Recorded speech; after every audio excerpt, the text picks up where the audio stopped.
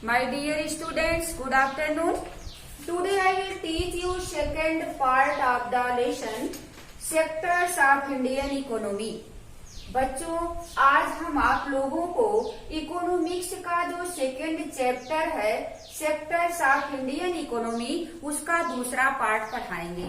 पहले पार्ट में आप लोगों ने पढ़ा कि इकोनॉमिक एक्टिविटीज कितने प्रकार की होती है, primary economic activities, secondary economic activities और तीसरी टर्टरी इकोनॉमिक एक्टिविटीज के बारे में आप लोगों ने पढ़ा। और इसके बाद पढ़ा कि कैसे वे तीनों एक दूसरे पर डिपेंड होते हैं और किस प्रकार से उसमें जो है परिवर्तन आता है। और एक चीज और आप लोग जाने कि फाइनल गुड्स और इंटरमीडिएट गुड्स के बारे में भी आप लोगों ने जाना। फाइनल गुड्स के द्वारा ही जो है किसी भी देश की जीडीपी ज्ञात की जाती है। जीडीपी के बारे में भी आप लोग जान चुके हैं कि जीडीपी किसे कहा जाता है। जीडीपी का मतलब होता है कि किसी निश्चित समय में, किसी निश्चित ईयर में उस देश में जितने भी फाइनल गुड्स की जो वैल्यू होती है, उसका जो टोटल मूल्य होता है, वही जीडीपी के अंतर्गत आता है। जीडीपी का फुल फॉर्म होता है ग्रॉस डोमेस्टिक प्रोडक्ट्स, यानी सकल घरेलू उत्पाद। अब हम इस लेसन में इस पार्ट में हम पढ़ेंगे डिसगाइज्ड अनएम्प्लॉयमेंट, यानी डिसगाइज्ड अनएम्प्लॉयमेंट किसे कहा जाता है, इसकी डेफिनेशन क्या होती है। Disguised unemployment is a situation in which more people are employed in an activity than the required ones. Disguised unemployment यानी इस प्रकार की बेरोजगारी होती है। एक ऐसी स्थिति होती है जिसमें क्या होता है, किसी निश्चित क्रियाकलाप में जितनी आवश्यकता होती है उतने से ज्यादा लोग वहाँ पे काम करते हैं।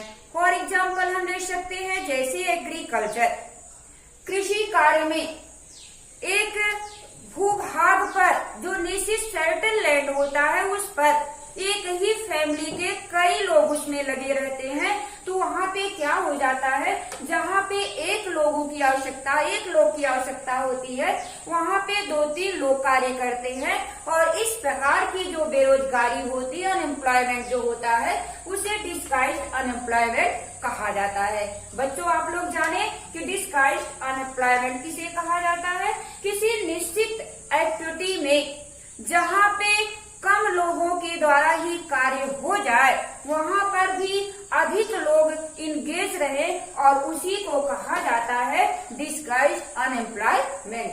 अब एक चीज इसी के तहत और बता दें कि अनएम्प्लॉयमेंट किसे कहा जाता है।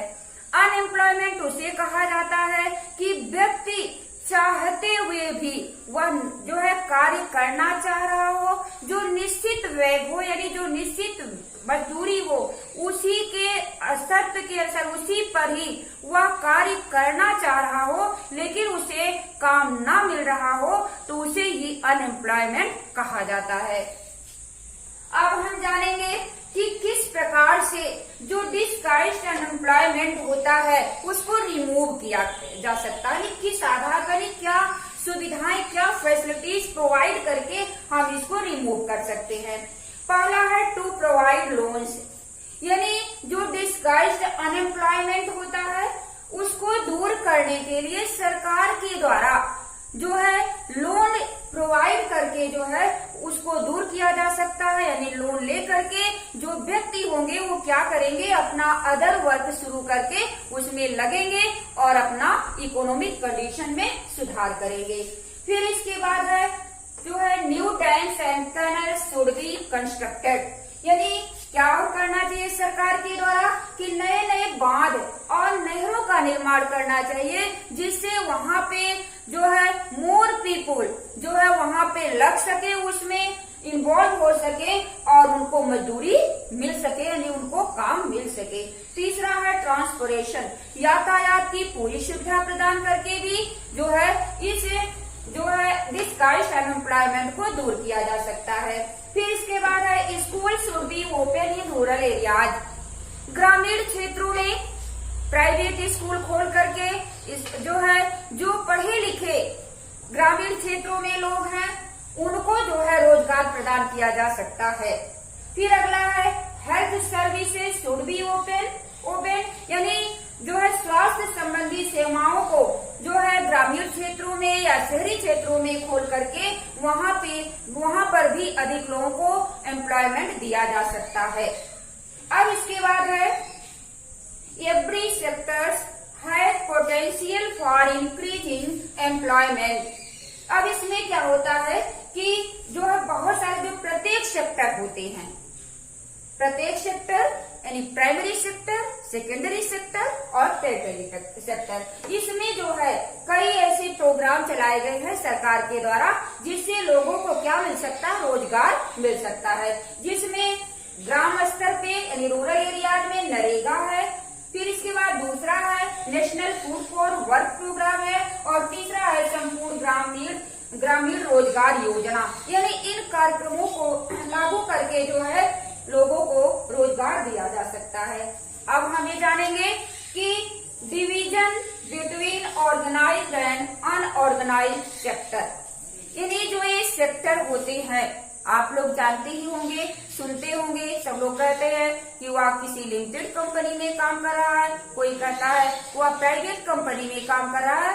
यानी इसमें हम इसे वर्गीकरण करेंगे कि ऑर्गेनाइज्ड सेक्टर किसे कहा जाता है और अनऑर्गेनाइज्ड सेक्टर किसे कहा जाता है।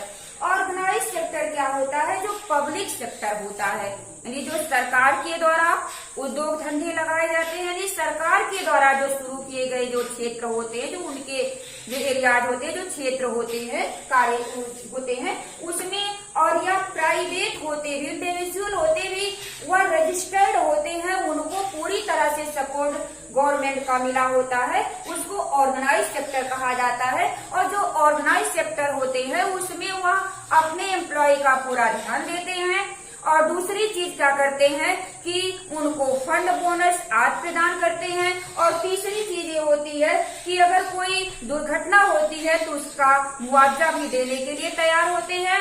और चौथी बात ये होती है कि अपने जो उनके वर्कर होते हैं वह उनके साथ जो उस कंपनी का रूल रेगुलेशन होता है उसके अनुसार उनके साथ बिहेव करते हैं। अब अनऑर्गेनाइज सेक्टर किसे कहा जाता है, अनऑर्गेनाइज सेक्टर उसे कहा जाता है या इंडिविजुअल होता है। और इसमें क्या होता है कि इसमें जो है कोई रूल रेगुलेशन नहीं होता है। अगर मान लो कोई वर्कर है, कोई दुर्घटना होती है तो उसको कोई मुआवजा नहीं मिल पाता है। और तीसरी चीज ये होती है कि जितने दिन वर्क करेंगे उतने दिन के ही मजदूरी मिलेगी, उनका कोई निश्चित फिक्स समय नहीं होता है, न तो फिक्स उसकी मजदूरी होती है। तो इस प्रकार का जो सेक्टर होता है उसे अनऑर्गेनाइज सेक्टर कहा जाता है। अब एक चीज और बताएंगे आप लोगों को, sectors in terms of ownership.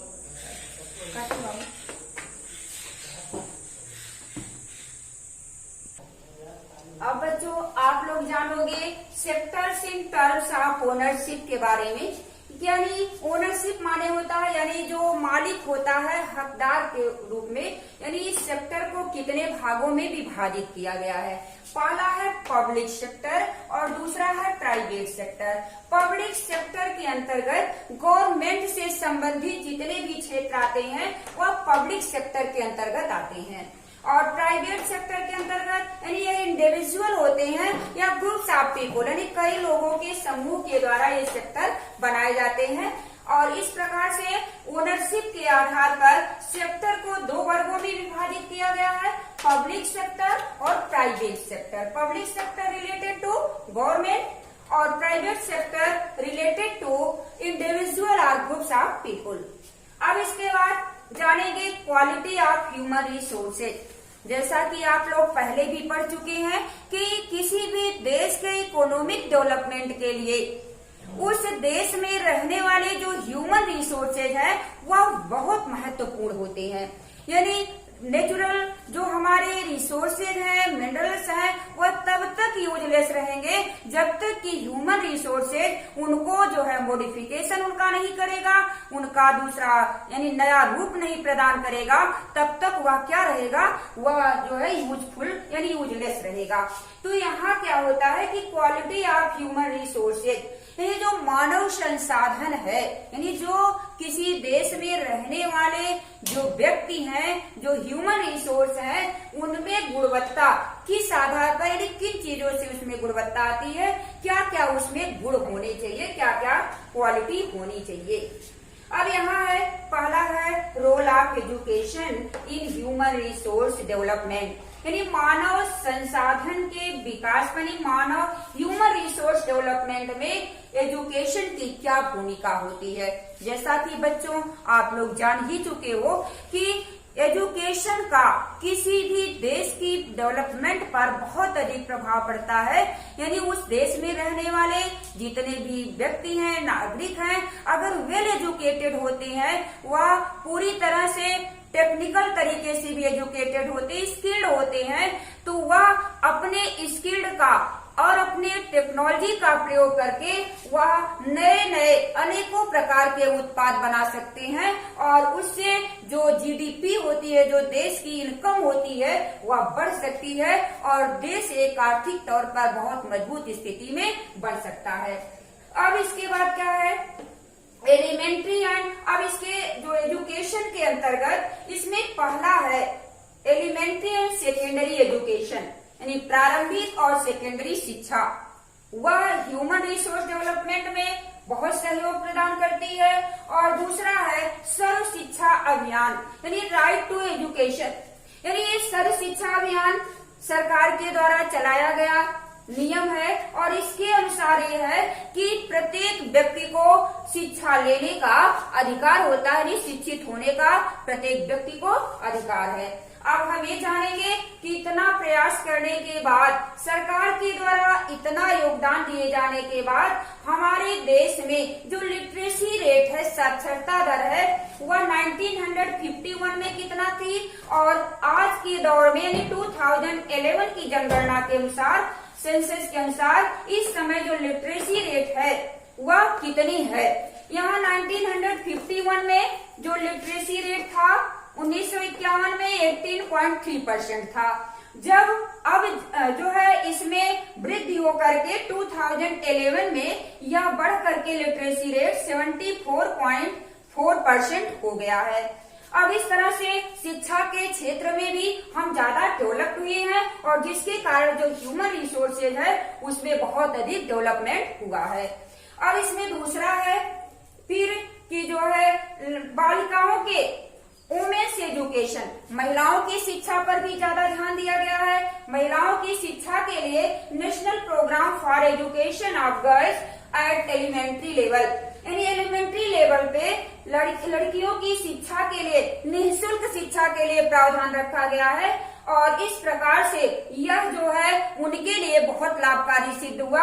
जो मिड डे मील जो योजना है सरकार के द्वारा चलाई गई, उसमें भी क्या होता है कि उससे भी बच्चे, गार्जियन आज जो है आकर्षित होकर के या कुछ करके उनको आकर्षित करने के लिए यह मिड डे मील योजना तैयार की गई है कि उसी के बहाने जो पुअर परिवार के बच्चे हैं वह विद्यालय आएंगे, शिक्षा भी ग्रहण करेंगे और उनको जो है पौष्टिक भोजन, इनको संतुलित भोजन भी मिलेगा।